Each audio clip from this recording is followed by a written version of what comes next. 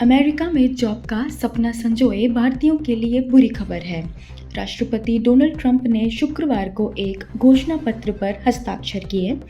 इसके तहत अब विदेशी हाई स्किल वर्कर्स को हायर करने के लिए कंपनियों को $1 लाख लगभग 88 लाख रुपए की वार्षिक वीज़ा फीस देनी होगी।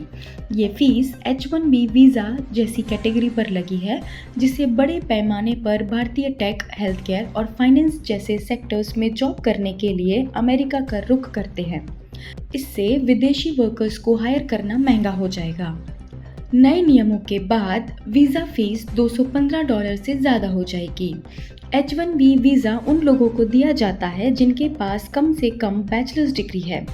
इस वीज़ा के जरिए उन विदेशी वर्कर्स को देश में जॉब की इजाज़त मिलती है जो हाई स्किल वाली फील्ड में जॉब करते हैं। अमेरिकी कंपनियां टेक, फाइनेंस, हेल्थ केयर जैसे सेक्टर्स में हाई स्किल विदेशी वर्कर्स की हायरिंग इसी वीज़ा से करती हैं। हर साल 65,000 HP-1 वीज़ा जारी होते हैं, जबकि 20,000 वीज़ा अमेरिका से मास्टर्स करने वाले स्टूडेंट्स के लिए अलग से रिजर्व होते हैं। राष्ट्रपति ट्रंप ने जोर देते हुए कहा कि टेक इंडस्ट्री उनके इस फैसले का विरोध नहीं कर रही है। उन्होंने कहा कि नए नियम का मकसद देश में उन लोगों को लाना है जो सच में हाई स्किल वाले हैं और वे अमेरिकी वर्कर्स की जगह नहीं लेते हों। ट्रंप ने आगे कहा, हमें वर्कर्स चाहिए, हमें अच्छे वर्कर्स चाहिए और इससे यह सुनिश्चित हो जाता है कि ऐसा ही होने वाला है। अभी तक इस मामले पर अमेज़न, एप्पल, गूगल और मेटा जैसी बड़ी कंपनियों ने कोई बयान नहीं दिया है। माइक्रोसॉफ्ट ने टिप्पणी देने से इनकार किया है। कॉमर्स मंत्री हावर्ड लुटनिक ने कहा कि सभी बड़ी कंपनियां भी सरकार के साथ खड़ी हैं। उन्होंने कहा कि नए बदलाव के बाद 85,000 वीज़ा की लिमिट से कम H-1B वीज़ा जारी किए जाएंगे, क्योंकि कंपनियों के लिए आर्थिक तौर पर ऐसा करना सही नहीं होगा। लुटनिक ने कहा, अगर आप लोगों को ट्रेनिंग देना चाहते हैं तो फिर आपको अमेरिकियों को ट्रेनिंग देनी होगी।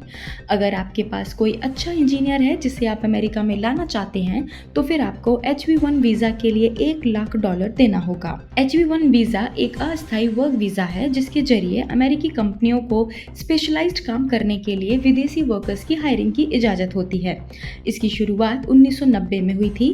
H-1B वीज़ा के जरिए उन लोगों को देश में जॉब करने की इजाज़त दी जाती है जिनके पास बैचलर या उससे ऊपर की डिग्री है।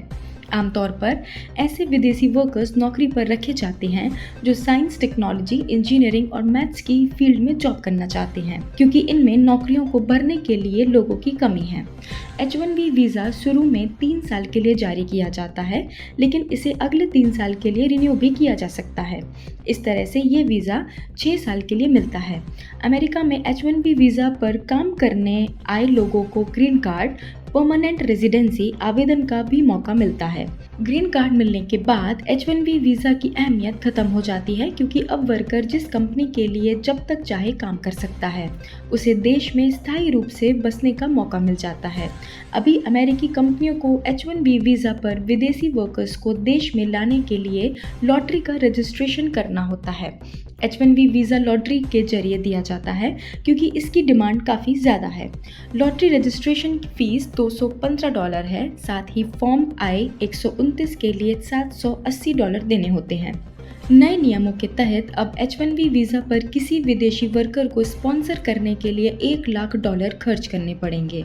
बढ़ी हुई फीस के चलते अब कंपनियां विदेशी वर्कर्स को काम पर रखने से कतरा सकती हैं।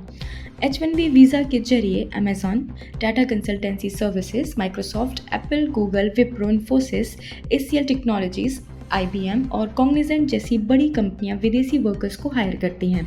अमेज़न ने 10,000 से ज़्यादा वर्कर्स को H-1B वीज़ा पर हायर किया हुआ है। सबसे ज़्यादा H-1B वीज़ा होल्डर कैलिफोर्निया में रहते हैं, क्योंकि यहाँ सभी बड़ी टेक कंपनियां के दफ्तर मौजूद हैं।